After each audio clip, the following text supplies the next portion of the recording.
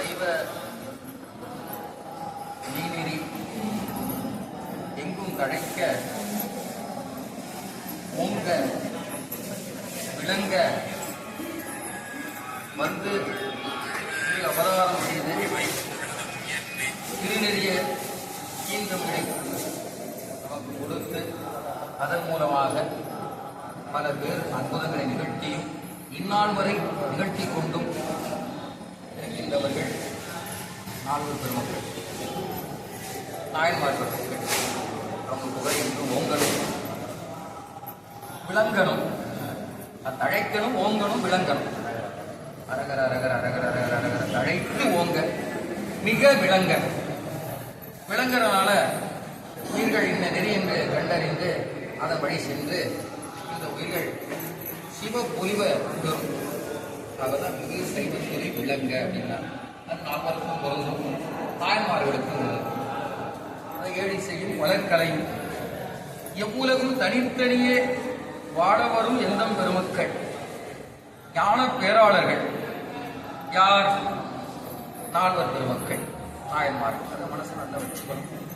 அவங்க அருளிய திரு நெறிய திரு தேவாரங்கள் அன்றைக்கு மட்டும் இல்லை, இன்றைக்கு மட்டும் இல்லை, என்றைக்கும், அன்றும் இன்றும் என்றும் அது பலன் தந்தே தீரும். அதில் மாற்றம் கிடையாது.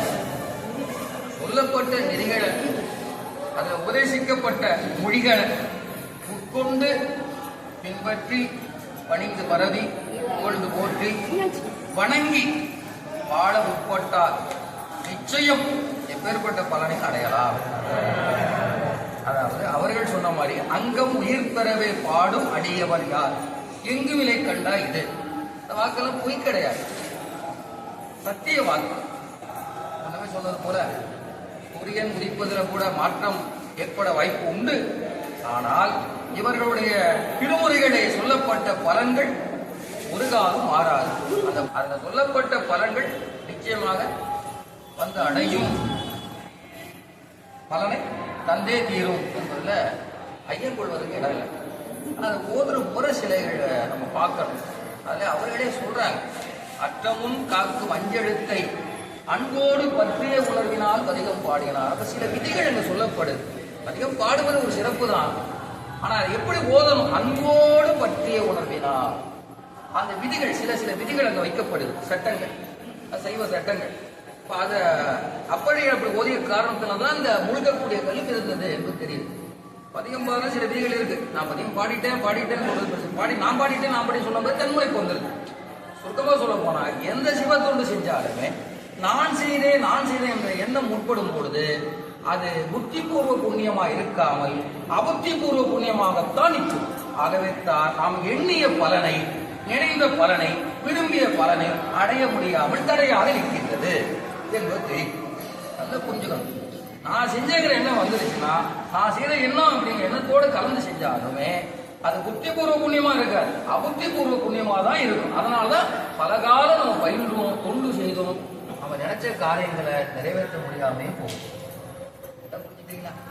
அப்ப தன்முனை பற்றி திருவருளிலே அடங்கி நின்று சிவத்தொண்டு புரிந்தால் நாம் எப்பேற்பட்ட பலனை அடையலாம் என்பதுதான் இந்த பெருமக்கள் நமக்கு தமது வாழ்விலே காட்டி சென்றார்கள். காட்டி சென்ற அப்படியே போகல, போனவர்கள் பதியத்தை எடுத்துட்டு போயிருக்கலாமே, அந்த பதியத்தை எடுத்துட்டு போயிருக்கலாமே, பதியத்தை கொடுத்துட்டு போயிருக்காங்க. எதுக்கு? வருகின்றவர் இந்த பதியத்தை பாடி பலன் அடைய வேண்டும். ஞானசம்பந்த பெருமான் முக்தி அடையும் பொழுது, திருப்படி கலக்கும் பொழுது எதுக்கு பாடணும்? பின்னாலே வருகின்றவர்கள் இந்த திருப்பதிகத்தை ஓதி அவர்களும் சிவலோக பெருவாழ்வை பெற வேண்டும் என்பதற்குத்தான பாடிட்டு போறாரு. அதுலயே சொல்றாரு பாருங்க, அஞ்செழுத்து ஓதுறது பெருசு கிடையாது, அதை எப்படி ஓதணுங்கிறத விளக்குறாரு பாருங்க. காதலாகி கசிந்து கண்ணீர் மல்கி அப்படின்னு தெளிவா இருப்பாருங்க. காதலாகி கசிந்து கண்ணீர் மல்கி. இப்ப கண்ணீர் மல்கணும்னா கசிவு வரணும், கசிவு வரணும்னா காதல் வரணும். இப்ப காதல் வந்தாதான் கசிவு வரும், கசிவு வந்தாதான் கண்ணீர் மல்கும். கண்ணீர் மல்கி யார் ஓதுறார்களோ அவர்களைத்தான் நன்னெறிக்கு செலுத்தும். நன்னெறிக்கு குவிப்பதுன்னு செலுத்துதல் தெளிவா இருக்கு. பாத்தீங்களா? பாருங்க, சில விதிகள் சொல்றாரு, அங்கங்க விதிகள் சொல்றாரு. ஆனா கடைபிடிக்கிறது கஷ்டமா இருக்கு. சொல்லும் போது அடிநாயில கத்திட்டு போயிடுறேன். ஆனா நடைமுறையில கடைபிடிப்பது பலவித துன்பங்கள் வரும்போது செயல்படுத்த முடியல. அரைக்காலம் மாதிரி சொல்றாங்க. இப்போ வரும்போது வழிபாட்டை தங்க மடங்கு ஆக்கிக்கணும், அதை ரெட்டிப்பு ஆக்கிக்கோங்கிறாங்க. ஏற்கனவே செய்கிற வழிபாடு, அதாவது ஏற்கனவே செய்து கொண்டு வருகிற வழிபாட்டை ரெட்டிப்பு ஆக்கிக்கோ, இரண்டாம் ஆக்கிக்கோ. காலையில செஞ்சா மாலையில சேர்த்து செய்கிறாங்க. காலையில செய்யறது கைவரி நிலையில தான் நான் அடிக்க இருக்கேன். அந்த நிலை மாறி நல்லா செஞ்சு திருவள்ளுவருக்கு அருள் செய்யும் அப்படின்னு நம்பிக்கையோட முயற்சி பண்ணணும். கைவிடாது நம்பிக்கையோட செய்யணும். சில திருத்தங்கள் அங்கே எனக்கு என்ன பண்ணாமல் இருக்கிறாங்க செஞ்சுக்கணும். அதுக்காக இந்த கருத்துக்களை நீ சொல்ல வந்தேன். பரமாச்சார திருவாக்கு அப்பேற்பட்ட திருவாக்கு போகாது. பல பேருக்கு பலருக்கும் பல இடங்களும் நடந்திருக்கு. எல்லாருமே தனித்தனியா ஒரு மைக்கு வச்சு கேட்டு வந்து ஒவ்வொருத்தரும் சொல்லுவாங்க. திருமுறை பாடி எனக்கு என்னென்ன நன்மைகள் நடந்தது பலரும் சொல்லுவாங்க. ஒருத்தனே கேட்டாலும் தெரியும், நான் ரொம்ப பாதிக்கப்பட்டு இருந்தேன், எங்கள் சாமி காப்பாத்தினாரு, உயிருக்கு போராடுற அளவுக்குலாம் பிரச்சனை வந்துச்சு அப்படின்னு ஒருத்தரும் கேட்டால் திருமுறை பாடணும்னு சொல்லுவாங்க. சில இது நடக்காம இருக்கு. இப்ப நடக்கலைன்னு அர்த்தம் அந்த நடக்கிறதுக்குரிய தவம் எனக்கு பத்தலை, அதுக்காக நான் முயற்சி செய்யல. அந்த இதுக்கு தவம் பத்தல. ஒரு இதுக்கு தவம் போதியதா இருக்கு, ஒரு இதுக்கு தவம் பத்தல. சொல்றது புரியுதா? வண்டி வாங்குற அளவுக்கு எனக்கு பணம் இருக்கு, ஆனா கார் வாங்குறதுக்கு பணம் இல்லையே. ஒத்திக்கு போற அளவுக்கு பணம் இருக்கு, சொந்த வீடு வாங்குறதுக்கு பணம் இல்லையே. அதே மாதிரிதான் தவமும். சில இது நடக்கிறது தவம் இருக்கு, சிலது நடக்கிறதுக்கு அதுக்கு போதிய தவம் கிட்ட பத்தல. அந்த தவத்தை நான் திருத்துண்டா வாயிலாக செய்யல. சரியா கிடக்குதா? புரியுதா? இத்தனைக்கும் அடிப்படையா நமக்கு வழிகாட்டி போனவர்கள் நாலு போனாங்கன்னு சொல்றான். நான் இங்கதான் இருக்காங்க, அவங்க போல எங்கேயும் போல இங்கதான் இருக்காங்க, கத்திருமேனியா இருக்காங்க, நம்ம முன்னாடி எழுந்தொழில் இருக்கிறாங்க. யாரு? கஷ்டம் தான். சில டாக்டர் தான் பண்ணணும். எல்லாருக்கும் சோதனை வருது, சொல்ல முடியாத சோதனை வருது, கொடுமைகள் வருது. அவர் நாயன்மார்கள் புராணம் பார்க்கும்போது நமக்கு அச்சமாக தான் இருக்கு. சில இடங்கள்ல தட்டியடிகள் எடுத்துக்கிட்டா அவருக்கு அவதாரம் செய்யும்போது 2 திருக்கணி பார்வை இல்லாத நிலையில் அவதாரம் பண்றார். சரி, அப்பரை எடுத்துக்கிட்டா அவர் சிறுபிராயத்திலே தந்தையை இழக்கிறார், தாயை இழக்கிறார், தம்முடைய தமக்கு திலகவதியாருக்கு பார்த்த மாப்பிளே அவரை இழக்கிறார். அத்தனை பேர் உயிர் போயிருக்கு. இவங்களுக்கு விடலாங்கிற நிலையில தான் சாமியோட திருவருள் அக்கா திலகவதியா திருவடி போயிச்சு அழுகிறாரு. அக்கா உயிரை விட போறாங்க, நீங்க போயிட்டீங்கன்னா எனக்கு என்ன வாழ்க்கை, நானும் சொல்லுவேன், உங்களுக்கு முன்னாடி நான் போயிருவேன். சிறிய பிராயத்தில் 8 வயசு இருக்கலாம். அந்த பிராயத்தில் அக்கா திருவடி வச்சு அழுகிறார். அப்ப அக்கா திருவடி வச்சு அழுத உடனே தம்பிக்காக உயிரை தாங்குறாங்க. யாரு? திலகவதி. நம்ம பார்த்து சிறிய பிராயத்தில் எவ்வளவு பெரிய பிரச்சனைகள், சொல்ல முடியாத வேதனைகள், கொடுமைகள். புராணங்களே அப்படிதான் இருக்கு, ரொம்ப அச்சமா தான் இருக்கு மலையாளங்கள். அதுக்கப்புறமா பிரச்சனை இல்லாம இருக்கு. அப்பர் சாமிக்கு சமண சாடுற மாதிரி வருது. அதுக்கப்புறம் அங்கே சாமி கருத்தா இருக்கிறவங்க நல்லபடியா சொல்ற மாதிரியா இருக்கு. சூழலை கொடுக்குறான், தாங்க முடியாத வேதனை வருது. அதுக்கப்புறம் அவங்க ஆட்கொண்ட பிறகு திருநாமம் சுட்டார், அது விடுறாரு. சமணர்கள் அதுக்கப்புறம் குடும்பம் பண்ண ஆரம்பிச்சாங்க. வரிசையா ஒன்னொன்னா வருது பாருங்களேன். கொடிய நெஞ்ச கலந்து ஊட்டுறாங்க, 7 நாள் நீட்டரில் வைக்கிறாங்க, மதம் கொண்ட யானை ஏவுறாங்க, கடல்ல அதை கல்லோடு கட்டி கடல்ல ஆழ்கடல் கூட தள்ளி விடுறாங்க. அத்தனையுமே திருத்தொண்டின் குறைப்பினாலே வென்று வருகின்றார் மேலாம் பெரியோர் அப்பதை. ஆனா அதை நம்மளால செய்ய முடியுமா என்னன்னு தெரியல. சின்ன அளவுல செய்ய முடியாதுதான், உண்மைதான், செய்ய முடியாது உண்மைதான். அவரை காட்டி சேர்ந்த அந்த முறைகள். அப்ப அதை பதிகம் பாடும்போது சொல்லுவார் சேக்கிழார் பெருமாள், அற்றமுன் காக்கும் அஞ்செழுத்தை அன்போடு பற்றினார், பற்றிய உடனால் பதிகம் பாடினார். அழகா இருந்த பாட்டு. சொத்துணை வேதியன் என்னும் துணிமொழி நற்றமிழ் மாலையான் நமச்சிவா என்று அற்றமும் காக்கும் அஞ்செழுத்தை அன்போடு பற்றிய உணர்வினார் பதிகம் பாடினார். அழகா இருப்பார். பாடக்கூடிய அந்த முறையை அங்க கற்பிக்கப்படுது மிக அழகாக. அன்போடு பற்றிய உணர்வினார்.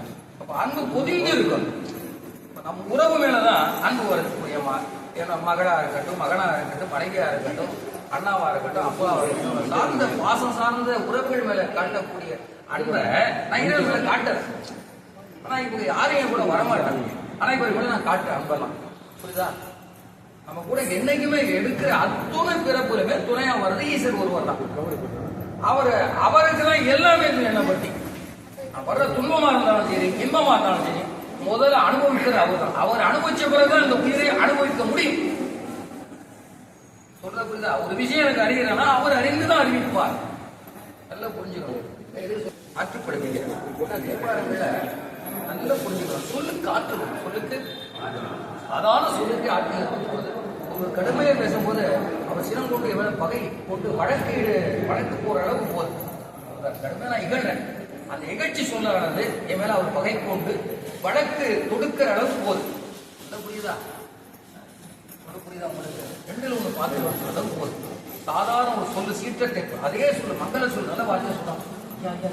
வாங்க வாங்க சொல்லும்போது அவங்க முகத்துல மகிழ்ச்சி, உங்களுக்காக நான் என்ன வேணாலும் செய்வேன் வந்து நிற்கிறான். அப்போ ஒரு சொல்லு ஒருத்தர் கொல்லும் வெல்லும் அந்த அளவுக்கு இருக்கு. புரியுதா? சாதாரண மனிதர் பாமர மனிதருடைய இந்த சொற்களுக்கு எதிர்ப்பு ஆட்கள் இருக்கும் பொழுது சிவமே கதியா இருந்தவங்களுக்கு எப்படி இருக்கும்? சிவமே கதியா என்ன? சிவமா இருந்தவர்கள் சிவமா குருவே சிவம் என கூறிய நந்தி இவர்களை தான் சொல்றாங்க. அந்த பெருமக்கள் யாரு? 4 பெருமக்கள் தான். குருவே சிவம் என நிற்கின்றவர்கள், குருவே சிவம் என நிற்கின்றவர்கள் எல்லாம் புரிஞ்சுக்கிட்டீங்களா? ஆக எதுக்கு சொல்லுவோம்னா இப்ப இவருடைய வாக்கு எப்படி இருக்கும்? சாதாரண மனிதர்களுடைய வாக்குகளே இவருடைய உணர்ச்சிகளை தூண்டி பல செயல்களை விளைவிக்கின்றன. சில சொல்ற புரியுதா? பேர் அருளாளர் பெருமக்களாகிய ஞான பேராசிரியர் இவருடைய திருவாக்கு பேர்பட்டதா இருக்கும். யோசிச்சு பாருங்க. சத்தியமும் நன்மைதான் தரும், எதுவுமே தராது. சில விதிகள் அங்கங்க இருக்கும். அதை கொஞ்சம் முயற்சி பண்ணணும். முயற்சி